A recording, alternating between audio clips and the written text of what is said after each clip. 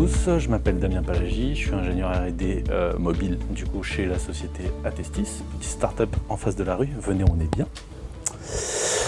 Aujourd'hui je vais vous parler recrutement et dev mobile pour la partie des devs. Ça ne sera pas spécialement développeur mobile puisque qu'on cherche qu'on soit de back-end ou pas, si jamais il y a des planqués par ici, il n'y a pas de problème, ça se passe globalement pareil. Et aujourd'hui j'interviens parce que ça va faire 5 ou 6 ans, j'ai vu plusieurs tailles d'entreprises, toutes différentes, de la SS2I, de la PME, de la start-up, j'ai pas mal bougé. Je tiens un record parmi les habitués apparemment. Donc voilà, aujourd'hui je vais vous parler de mon expérience, des petits tips et du côté pratique que je mets en place lorsque je cherche un emploi ou lorsque je me fais chasser tout simplement. Donc au menu du jour, aujourd'hui en entrée, établir et conserver le contact avec les entreprises lorsqu'on se fait chasser ou lorsqu'on chasse. Allez, c'est mieux. En plat, comment évaluer un job, le fameux triangle FPS, décrypter une annonce et savoir où on met les pieds. Et au niveau du dessert, on va rester sur des bonnes pratiques et des tips. Donc j'en ai sélectionné que 2 sur le million qui existe dans la nature. Donc le mantra à avoir lors d'un recrutement, qu'on soit chassé ou chasseur. Et sharing is caring. Et ça, je vous expliquerai après. Donc, établir et conserver le contact. Comment ça se passe? Donc quand on est le gibier, le moyen le plus... on dit chasser, donc au bout d'un moment, il y a un chasseur, un gibier, voilà. Donc en tant que gibier, la porte la plus visible, ça se passe sur les réseaux sociaux. Donc le plus simple pour être vraiment visible et pas visible de la mauvaise façon, c'est garder des réseaux sociaux clean. Qu'est-ce que j'entends par là? Un seul profil professionnel pour éviter de multiplier les zones de contact un peu trop pourries. Personnellement, je change mon nom sur Facebook puisque je me suis déjà fait harponner sur Facebook pour une offre d'emploi. Je pense que le monsieur n'avait pas compris que je postais juste mes photos de biture. Et éviter tous les tweets de propagande ou autres trucs qui peuvent engager la responsabilité des sociétés, choses comme ça. Donc bien préciser qu'on garde ces tweets pour soi-même, etc. etc. Au niveau de la réactivité, c'est très très important lorsqu'on se fait contacter, quel que soit l'intérêt qu'on porte à la proposition, d'être réactif. Donc en général, j'essaye de répondre dans les 48 heures à partir du moment où j'ai vu la notification. Parce que si jamais vous êtes intéressé, ça montre votre intérêt tout simplement. Et si jamais vous n'êtes pas intéressé, le recruteur passe à autre chose. Et puis voilà, le plus direct, le mieux. Qu'est-ce que j'entends par vérifier le sérieux de l'offre? Je sais, du coup au fond vous verrez sûrement pas le message, c'est un message LinkedIn recruteur à 7500 boules, le mec s'est pas foulé quand même. Bonjour Damien, je cherche des profils développeurs mobiles pour intervenir sur des missions à fort enjeu chez des grands comptes à Sofia. Intéressé, n'hésitez pas à me contacter au blablabla. J'ai eu peur que ce soit même un numéro payant, on va pas se mentir. Ça fait très pub de racolage et c'est vraiment pas sympa ce genre de message parce que ça fait abattoir plus. Le type, il a probablement mis une variable pour récupérer mon prénom, il sait pas comment je m'appelle, ça a été sélectionné dans une liste pour lui, j'ai aucune vue de mon profil de sa part sur mon LinkedIn. Bref, le type s'en tamponne complètement. Donc c'est pas sérieux. Les recruteurs qui sont vraiment intéressés par votre profil, vous verrez les vues de profil avant d'avoir répondu à son message et ensuite vous verrez une fiche de poste en général qui est ouverte ou qui la joint au message directement. Voilà. Et donc bien sûr, il faut fuir tout ce qui est copier-coller de manière générale. C'est de la pêche au gros et il n'y a que les thons qui se font attraper dedans les gars. Donc faut pas déconner. Faut pas déconner. Donc en tant que chasseur, il faut savoir cibler sa cible globalement. Sachez qu'un message concis, c'est largement mieux qu'une lettre de motivation. Déjà le type, la lettre de motivation, je ne sais pas combien est-ce qu'il en reçoit, mais si jamais elle fait 2 pages, il ne prendra jamais le temps de lire 50 fois 2 pages. Donc un message concis expliquant votre motivation, pourquoi cette entreprise en particulier, et montrant que vous êtes renseigné et intéressé sur ce qui se passait. c'est encore le plus simple. Cibler son interlocuteur. Qu'est-ce que j'entends par là? C'est-à-dire peut-être pas commencer par le recruteur directement, mais contacter un dev de l'équipe pour savoir s'il y a un vrai besoin, montrer qu'on est intéressé. Quand on va en parler au recruteur, le recruteur va demander dans l'équipe technique est-ce que vous le connaissez? Est-ce que s'il voit que vous êtes connecté à lui, peut-être qu'il va aller lui demander directement à l'intéressé, qui dira oui, il m'a contacté, il a l'air motivé, blablabla. Blablabla. Donc c'est très important de savoir cibler ses interlocuteurs. Préparer une liste de recommandations, qu'on soit en études ou pas, on a forcément eu un premier petit job ou n'importe quoi pour montrer son sérieux, que ça s'est bien passé, tout ça, etc. Par exemple, chez Attestis, j'ai dû fournir une recommandation par poste que j'ai occupé, et il les a toutes vérifiées. Je lui ai demandé, il les a toutes vérifiées. Ah oui, la peur qu'on a au début, de manière générale, c'est hésiter à relancer le recruteur ou quoi que ce soit, parce qu'on se dit, de toute façon, moi maintenant j'ai fait ma part, c'est plus mon problème, la balle est dans son camp. Non, si le job vous intéresse vraiment, si vous avez pris le temps de le cibler, de lui rédiger un message, d'être sûr de la boîte, de s'être renseigné, allez-y, relancez. Bon, peut-être pas toutes les 20 minutes, faut pas déconner, mais sous un délai de 48 à 72 heures, déjà vous verrez si le type a pris le temps de vous répondre ou pas. Et ça, c'est très très important de relancer, ne pas hésiter. Donc maintenant, vous avez le contact, vous êtes globalement intéressé, comment est-ce qu'on évalue un job? Donc le fameux triangle FPS, c'est pour fun, projet et situation. Alors, comment ça se passe? Qu'est-ce que c'est le fun au travail? C'est l'équipe et l'entrain en allant travailler, tout simplement. C'est-à-dire vérifier que l'ambiance est bonne au sein de l'équipe. Je vois des gens chez MyCoach qui se marrent, vous inquiétez pas. Donc c'est vérifier que l'équipe va bien. Ça fait longtemps qu'elle est en place, est-ce qu'il y a du turnover, des choses comme ça, et l'entrain des gens en allant travailler. Forcément, au bout de 10 ans dans la même boîte, on a tous plus ou moins envie de s'ouvrir les veines, mais globalement, il faut voir s'il y a une politique de bien-être au travail qui est mise en place, si on est tout simplement content d'y aller, sinon il y a un problème. Au niveau du projet, qu'est-ce que j'entends? Vérifier les technologies, parce que si on se tape tous... je sais pas, au hasard, une application Android compatible version 2.3, non, faites pas ça. Faites pas ça, déconnez pas, faites pas ça. Donc vérifiez bien les types de projets qui sont déjà sortis, parce que souvent on croit qu'on nous embauche pour créer un truc, mais derrière il y a de la maintenance sur les projets existants. Il faut vraiment pas l'oublier ça. Et donc l'innovation du projet, qu'est-ce que j'appelle l'innovation? C'est est-ce que ça va apporter quelque chose à l'édifice? Personnellement, si je fais une énième plateforme de réseaux sociaux qui fait rien, ouais, c'est cool, hein, mais bon, au bout d'un moment, on se lasse vite en fait. Et si jamais le projet ne vous excite pas à minima, ça va très vite retomber comme un soufflet, et là c'est la dèche. Et donc la situation, bien sûr, tout ce qui est salaire et avantages, ne pas se focus que sur le chiffre.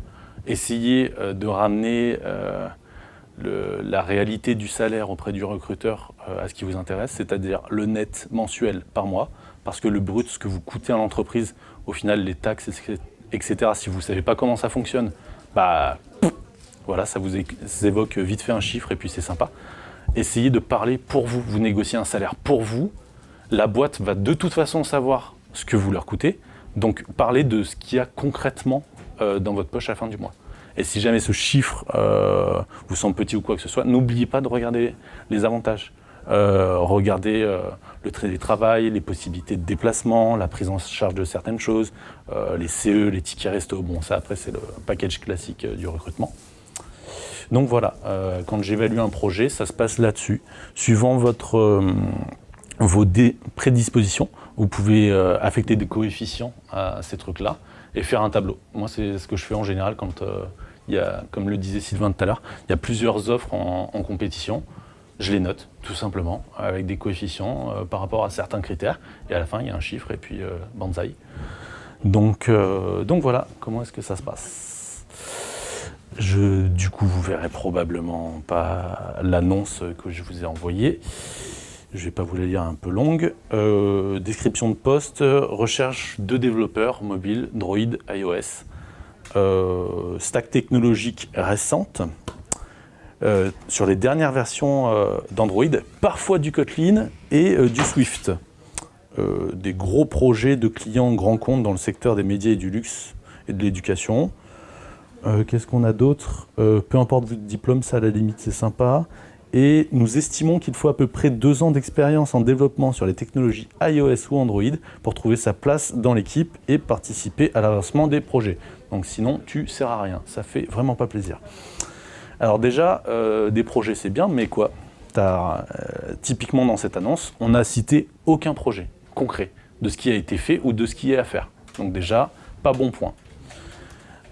Pour quelle mission? À quoi je vais servir dans l'équipe d'ailleurs? Parce que c'est bien sympa de me dire on va faire du Kotlin et de l'iOS, mais personnellement, j'aime bien faire plus que ça.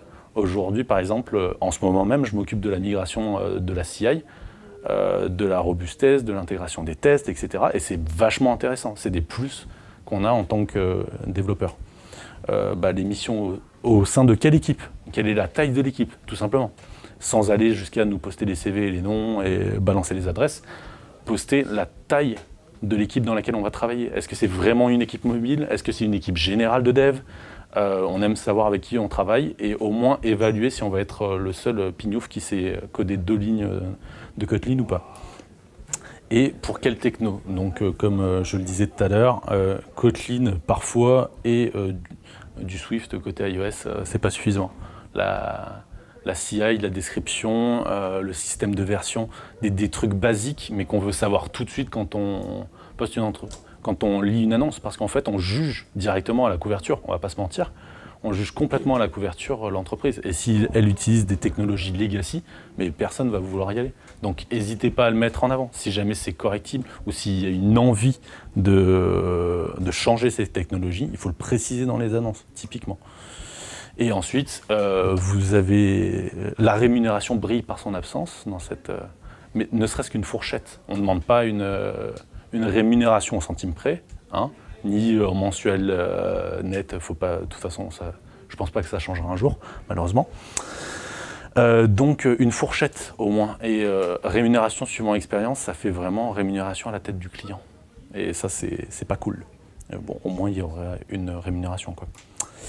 Alors, savoir où on met les pieds. L'annonce nous a plu, elle est accrocheuse, tout va bien, les technos sont récentes, le poste potentiellement nous plaît.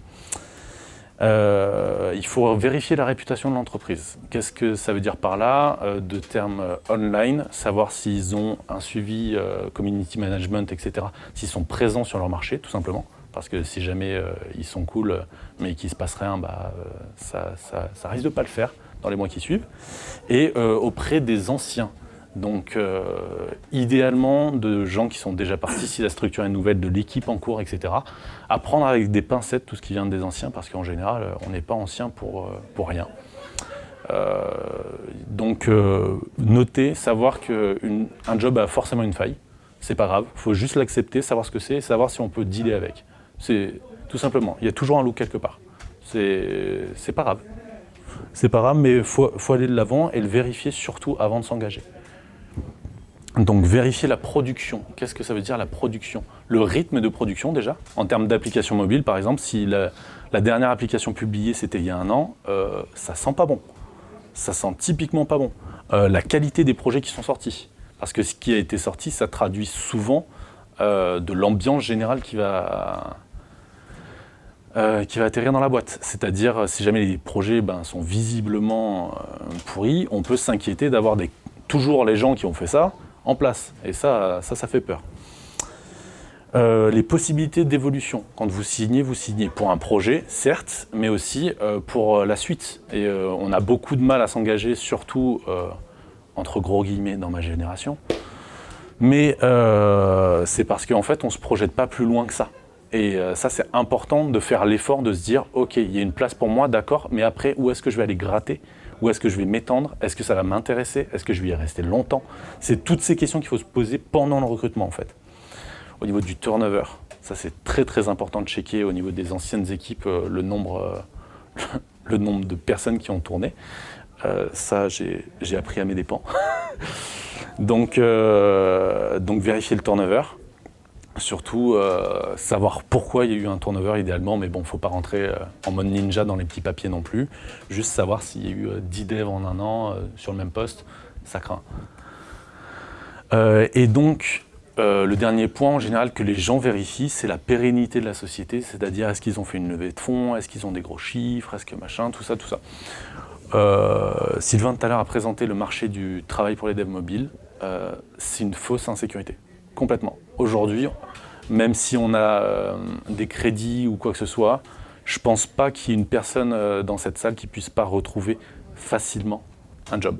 En fait, à partir du moment où il est compétent dans son domaine et qu'il est intéressé et qu'il s'accroche et qu'il sait évaluer un job, je pense qu'il y a parfaitement moyen de retrouver quelque chose. Et si jamais le projet est risqué, typiquement dans les startups qui n'ont pas encore levé, ou c'est une aventure. Savoir si on est prêt à le faire ou pas, c'est un choix personnel, mais il ne faut pas se laisser bloquer par ça. Complètement. C'est très très important de savoir que c'est une fausse insécurité en termes de dev. Après, l'autre marché du travail, on sait que c'est l'angoisse. Mais nous, on est bien. Alors, au niveau des bonnes pratiques et tips, je vous en ai sorti pas beaucoup. Mais il y en a des millions, chacun a son petit truc. Chacun a sa petite catchphrase, les trucs comme ça. Au niveau du mantra, en termes de recrutement, moi, j'essaye de rester complètement honnête, parfois même un peu trop, on me l'a dit. Représente. Et réactif. Donc la réactivité, je vous en parlais tout à l'heure, c'est très très important pour montrer l'intérêt, ou pas d'ailleurs, hein, mais au moins ça permet de passer à autre chose et d'enclencher le processus. Au niveau de l'honnêteté, si vous baladez quelqu'un juste pour balader quelqu'un, bah déjà c'est pas cool pour lui, c'est pas cool pour vous parce qu'il va probablement revenir gratter la semaine prochaine, ou la semaine d'après, et celle encore d'après, ou vous recontactez, et si jamais vous n'êtes pas intéressé, dites-le. Peut-être, voilà, après c'est comme quand on parle à son conjoint, hein, faut pas lui dire tes chaussures sont moches, faut dire je préférais les autres. Voilà, hein, faut savoir adapter son discours quand même. On reste sur le marché du travail, les gens se connaissent, et puis c'est pas très professionnel de dire des saloperies. Donc, sharing is caring, le fameux. Ce que je trouve qui n'est pas assez représenté aujourd'hui dans le recrutement, c'est les gens qui sont conscients que l'offre existe, qui connaissent d'autres gens qui pourraient fitter cette offre et qui font juste pas la connexion en fait. C'est aussi con que ça, c'est tout ce que ça prend, grosso modo c'est un clic. Ça sert à faire tourner pour esquiver. Donc qu'est-ce que ça veut dire? Ça veut dire que si jamais une offre ne vous intéresse pas, vous n'êtes pas obligé de la décliner brutalement, mais juste de dire je vais chercher quelqu'un qui correspond à ce truc-là. Et ensuite, si jamais c'est le cas, mettre les deux personnes en relation. Vous avez fait votre job, vous avez fait tourner, ça vous a pris max 4 clics, et puis c'est fait, en fait, c'est réglé. Filer un coup de main, bah, comme je vous l'ai dit, ça coûte rien, mais parfois ça rapporte. Donc, comme le disait Sylvain tout à l'heure, la cooptation, c'est possible. Au-delà de ça, qu'est-ce que ça peut rapporter? Au niveau du karma, c'est-à-dire que si jamais vous faites tourner une offre à quelqu'un et que vous êtes connu dans votre réseau pour faire tourner des offres, forcément un jour il y a quelqu'un qui va voir cette bonne pratique, s'en inspirer, dire « Ok, il y a une offre, ça correspond peut-être à ce type-là, je vais le contacter, la dernière fois il l'a fait pour moi. » C'est la base en fait, c'est vraiment du bon sens. Et aussi, je vous en parlais, la notoriété dans votre réseau professionnel. Si vous êtes très actif, non pas en recherche, mais juste en distribution, bah, aujourd'hui vous pourrez vous faire connaître et filer un coup de main à tout le monde tout en se disant bah, j'ai fait le bon choix. Je vais pas faire tous les tips restants et en plus j'ai les crocs, donc ce sera tout pour moi. Merci.